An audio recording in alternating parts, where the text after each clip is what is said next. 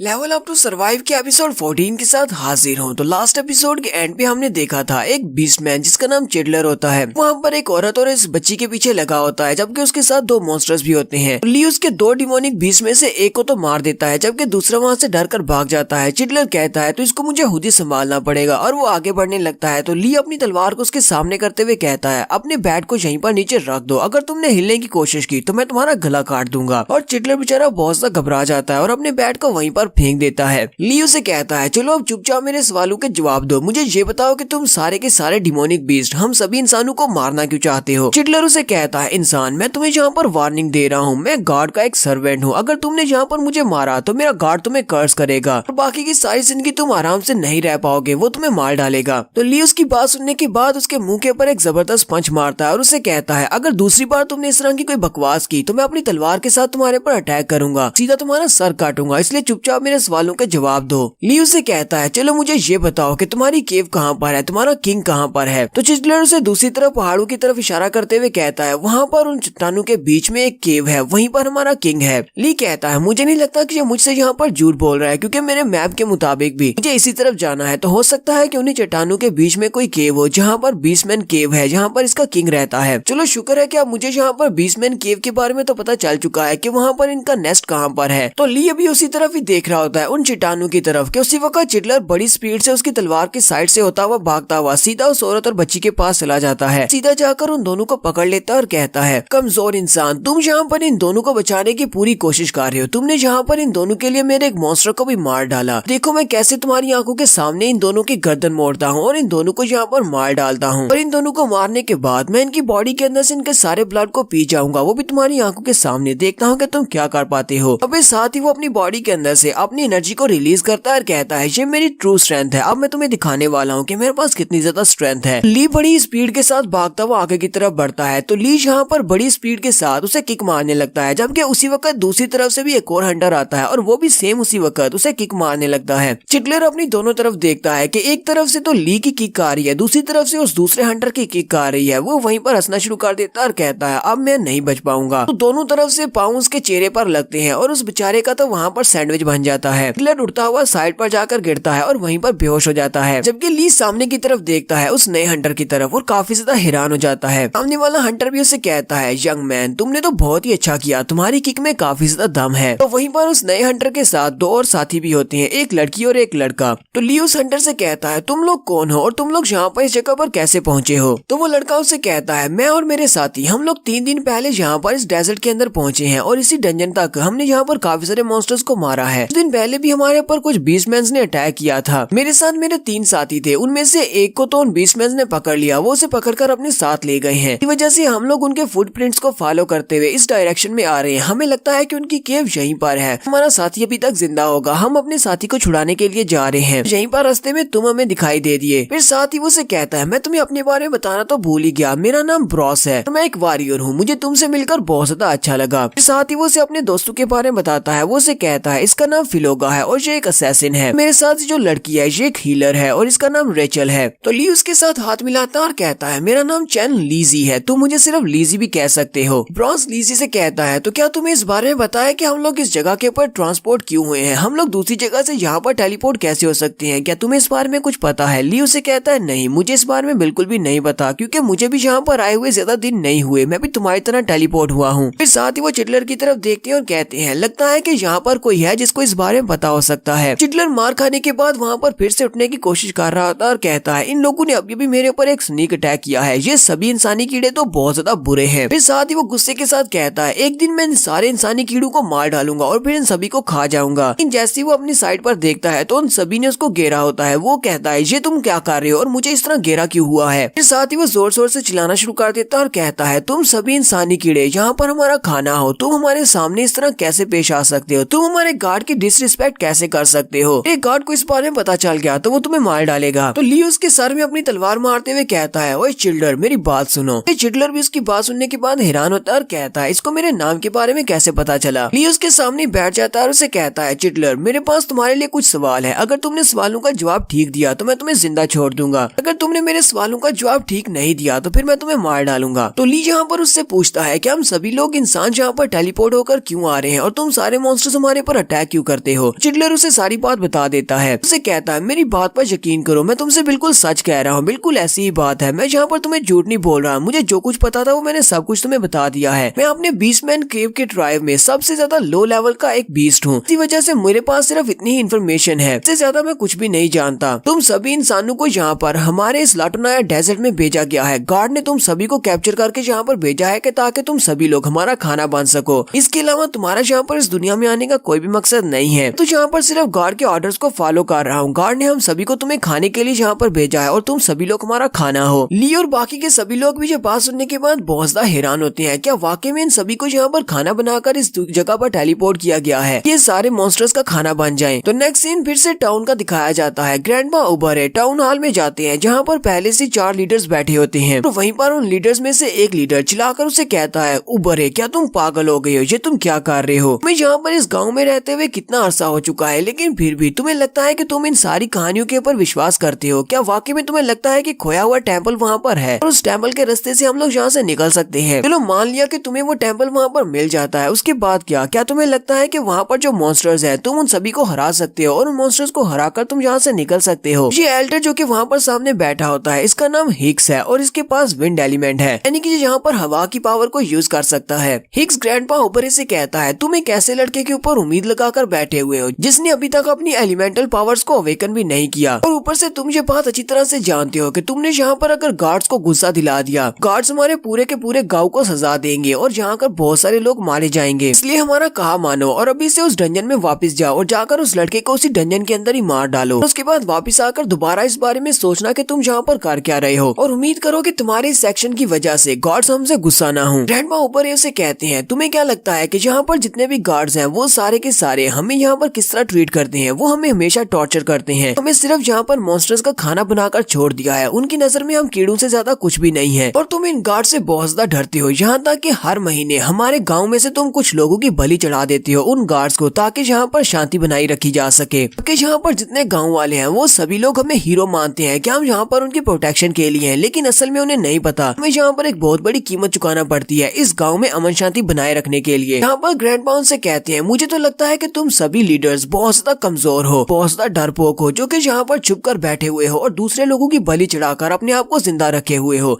उसकी बात सुनते ही बहुत ज्यादा गुस्सा हो जाता है और कहता है, ये तुम किस तरह की बात कर रहे हो? और साथ ही वो अपनी विंड पावर को रिलीज करता है और कहता है, जो कि तुमने यहाँ पर बात की है इसकी वजह से तुम्हें यहाँ पर सजाए मौत दी जाती है। यहाँ पर गार्ड्स के नाम पर तुम्हें सजाए मौत देने वाला हूँ। और वह साथ ही अपनी विंड पावर को यूज करते हुए ग्रैंडपा उबरे के ऊपर अटैक कर देता है, जबकि ग्रैंडपा उबरे वहाँ पर अपनी थंडर शील्ड को एक्टिवेट करते हैं और उसकी विंड पावर को वहीं पर ब्लॉक कर लेते हैं। साथ ही उसे कहते हैं, यहाँ से दफा हो जाओ, तुम्हारी ये पावर मेरे सामने कुछ भी नहीं है। इस बात से तो हिक्स भी बहुत ज्यादा हैरान हो जाता है, क्योंकि उसे भी पता है कि ग्रैंडपा उबरे उससे ज्यादा स्ट्रॉन्ग है। ग्रैंडपा उबरे पीछे की तरफ मुड़ जाते हैं और उसे कहते हैं, प्लीज मुझे माफ करना, पर आज के बाद से मैं तुम्हारे साथ नहीं हूँ। मुझे नहीं लगता कि यहाँ पर निर्दोष गाँव वालों की बलि चढ़ाकर हम लोग ज्यादा अरसे तक जिंदा रह पाएंगे। अब मुझे खुद से ही जाकर कोई और रास्ता ढूंढना पड़ेगा इस गाँव से बाहर निकलने का, ताकि मैं इस लाटोनाया डेजर्ट को छोड़कर जा सकूं। साथ ही मैं यहाँ पर गाँव वालों को बचाने का कोई तरीका भी ढूंढ लूंगा, चाहे मुझे यहाँ पर तुम्हारे उस गार्ड से ही क्यों ना फाइट करनी पड़े, मैं फाइट करूंगा। हिक्स फिर से अपनी पावर्स को रिलीज करता है और कहता है, कमीने कहीं के, तुम्हें क्या लगता है कि तुम यहाँ पर मुझे नजरअंदाज करके जा सकते हो? तुम मुझे इग्नोर नहीं कर सकते, मैं एक लीडर हूँ। वहाँ पर अपनी पावर्स को रिलीज करता है तो दूसरा लीडर उसे कहता है, हिक्स बस बहुत हो गया, यहीं पर रुक जाओ। और हिक्स उस लीडर की बात सुनने के बाद वहीं पर शांत हो जाता है, लेकिन वो अंदर से बहुत ज्यादा गुस्सा होता है और कहता है, उबारे तुम मेरे हाथ से नहीं बचोगे, तुम्हें तो मैं जरूर मारूंगा। तो नेक्स्ट सीन फिर से बीस्ट केव का दिखाया जाता है। ली कहता है, क्या वाकई में ये बात सच है जो कि इस चिल्ड्रन ने हमें बताई है? वाकई में यहाँ पर गार्ड्स हमें इसीलिए लेकर आए हैं ताकि हम लोग यहाँ पर लाटोनाया डेजर्ट के मॉन्स्टर्स का खाना बन सके। ली कहता है, हालांकि मैं तो यहाँ पर इन बाकी सभी से अलग हूँ, मैं यहाँ पर एक गेम प्लेयर के तौर पर आया हूँ जिसके पास कोई भी फीलिंग्स नहीं है। मुझे इस सारी दुनिया को सिर्फ एक गेम समझना चाहिए, क्योंकि गेम्स के अंदर तो अक्सर ऐसा ही होता है। लेकिन यहाँ पर ग्रैंडपा और सैली से मिलने के बाद मुझे लगता है कि वो सभी लोग नॉन प्लेइंग कैरेक्टर्स नहीं है, बल्कि वो सभी लोग भी आम इंसान हैं जो कि यहाँ पर मेरी तरह फंसे हुए हैं। इसलिए मुझे लगता है कि मैं इस सभी को एक गेम की तरह ट्रीट नहीं कर सकता। अब मुझे लगता है कि ये लाटोनाया डेजर्ट एक रियल प्लेस है जहाँ पर ये सभी लोग फंसे हुए हैं और ये मॉन्स्टर्स इनको मार रहे हैं। ली कहता है मुझे इन सभी इंसानों को यहाँ से निकालना होगा वरना ये सभी लोग मॉन्स्टर्स का खाना बन जाएंगे। मुझे जल्दी से जल्दी खोए हुए टेम्पल ऑफ कैबरी को ढूंढना पड़ेगा कि मैं गार्ड्स को हराकर इन सभी को यहाँ से लेकर जा सकूँ। ली कहता है अपनी दुनिया की लाइब्रेरी के अंदर मैंने एक बार टेम्पल ऑफ कैबरी के बारे में पढ़ा था। मेरी बुक में टेम्पल ऑफ कैबरी के बारे में ये लिखा हुआ है वो इजिप्ट का एक बहुत ही पावरफुल गॉड था। इजिप्ट के एक बहुत ही पावरफुल गॉड रेशंस की रीइंकार्नेशन है। लेकिन ऐसा कैसे हो सकता है जबकि वो गॉड बहुत ज्यादा पावरफुल है तो वो इस तरह की एक जगह एक लाटोनाया डेजर्ट के अंदर सील कैसे हो सकता है। जैसा चिटलर ने कहा है कि वो यहाँ पर किसी चीज को गार्ड कर रहा है। नहीं ऐसा तो नहीं है कि वो खोया हुआ टेम्पल वो भी यहीं पर इसी बीस केव के करीब ही है। साथ ही वो अपनी विंडो मैप को ओपन करता है और कहता है नहीं यहाँ पर वो टेम्पल नहीं हो सकता। ये दोनों ही अलग डायरेक्शंस में है। कि यहाँ पर कोई और चीज है या फिर किसी और गार्ड को सील किया गया होगा जिसको ये लोग यहाँ पर गार्ड कर रहे हैं। ये तो हम बीसमैन केव के अंदर जाने के बाद ही पता चलेगा कि वहाँ पर क्या है। और यहीं पर हमारी एपिसोड 14 का एंड हो जाता है। एपिसोड की एक्सप्लेनेशन अच्छी लगी हो तो कमेंट करके जरूर बताइएगा। चैनल को सब्सक्राइब कर दे, वीडियो को लाइक और शेयर कर दें। शुक्रिया।